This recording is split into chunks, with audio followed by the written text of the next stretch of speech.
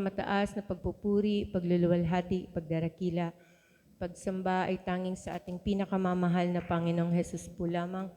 Dobleng paggalang sa ating beloved evangelist Pastor Will D. Almeda.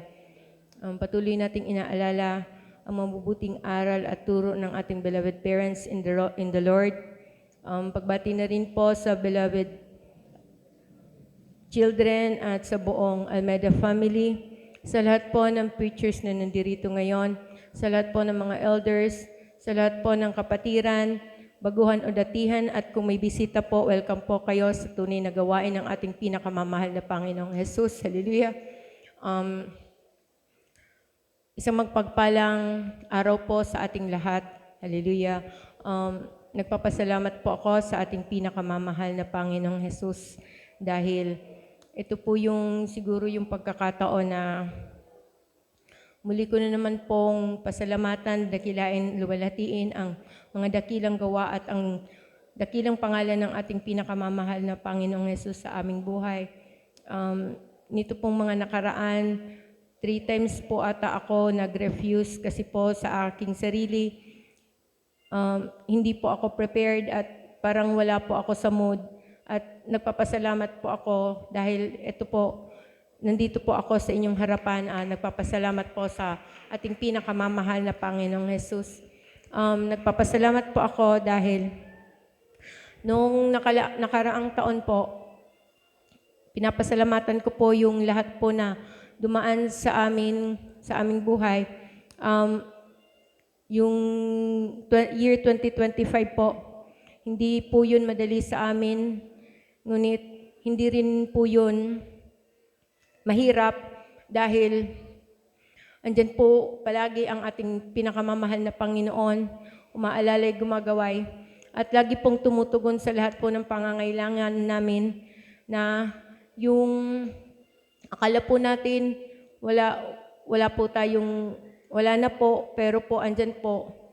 Bigla-bigla na lang po sumasagot po siya sa lahat ng mga pangangailangan natin. Kaya pinagpapasalamat ko po yun sa ating pinakamamahal na Panginoong Hesus.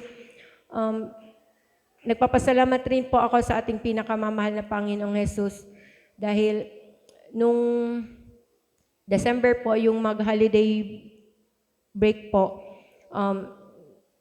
niloob po ng mahal na Panginoon na makapagbakasyon po kami doon po sa dako po ng Calamba, ay ng Los Baños po.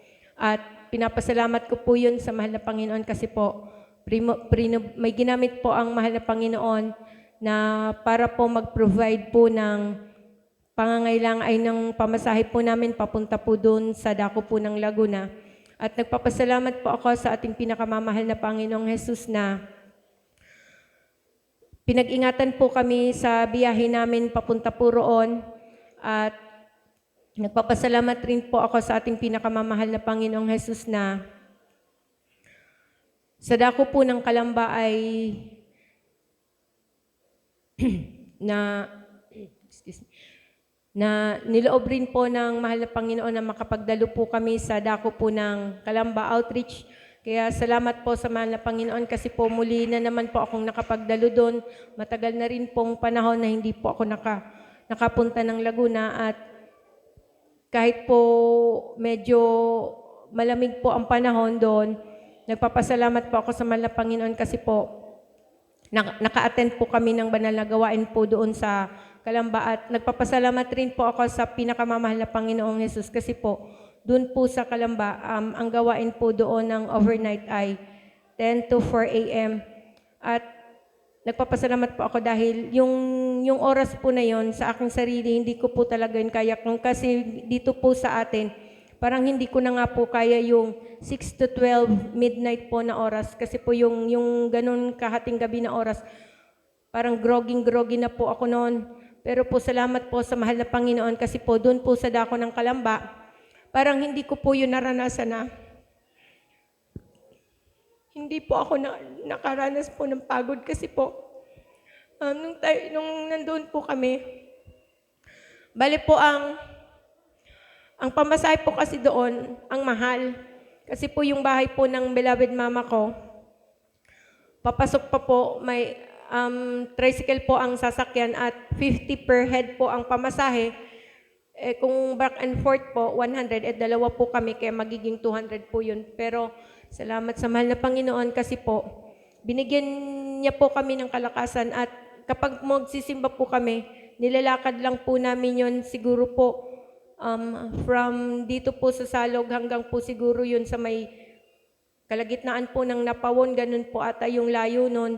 Pero salamat po sa mahal na Panginoon kasi po, ni minsan hindi po ako noon nakaranas po ng pagod, ng hingal, at maluwalhati po naming nararating ang bahay sambahan at maging po pupunta po doon sa sambahan po ay papasok din po yon. Bale po nung una po naming attend doon, sumakay po kami ng tricycle kasi po hindi ko pa po alam. Sumakay po kami ng tricycle.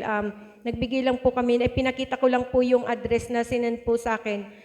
Bale po, ganun, ang pamasahe po doon ay ganun din po, 50 rin po per head. Kaya po lumabas na parang arkila po namin yung tricycle.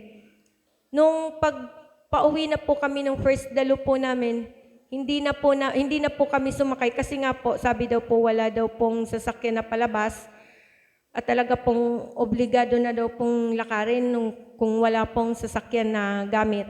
Kaya po ayun po, napilitan po kami ng beloved daughter ko po na lakarin po yung daan papalabas po dun sa highway. At ayun po, namamangha lang po ako kasi po hindi po talaga ako sanay maglakad ng medyo may kalayuan kasi nga po, madali lang po akong hingalin. Pero po salamat sa mahal na Panginoon sa kahabagan niya. Dahil po, nakaya po namin yung lakarin, back and forth, pabalik-balik po kapag nagsisimba. At kapurihan lamang po sa mahal na Panginoon na kahit po naglalakad po kami, papunta ng, palabas po ng Los Baños at papunta ng Calamba,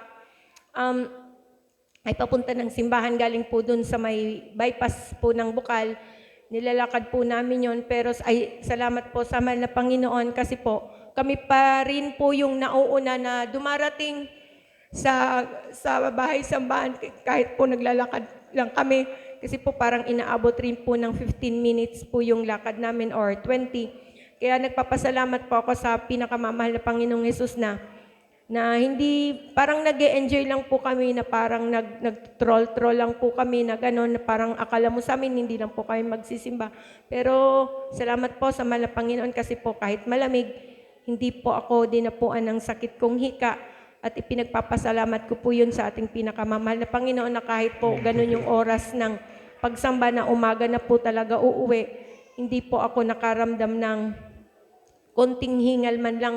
Salamat po sa ating pinakamamahal na Panginoon at salamat po sa mahal na Panginoong Hesus dahil po niloob niya rin po na makapiling ko po ang aking mga mahal sa buhay po sa dako po ng Laguna at maging po sa dako po ng Marikina na puntahan ko rin po yung mga kapatid ko po doon at pinagpapasalamat ko po yun sa ating pinakamamahal na Panginoong Hesus dahil kada biyahe po namin ay maluwalhati po kaming nakapaglalakbay at sa pag-iingat niya po sa mga paglalakbay po namin. Hallelujah! Salamat po sa pinakamamahal na Panginoong Hesus. Nagpapasalamat rin po ako sa ating pinakamamahal na Panginoong Hesus sa lahat po ng mga pagpapala, material, financial, at sa lahat ay sa pagpapala pong physical at spiritual. Kaya ang lahat po ng kapurihan at kapasalamatan ay tanging sa ating pinakamamahal na Panginoong Hesus po lamang.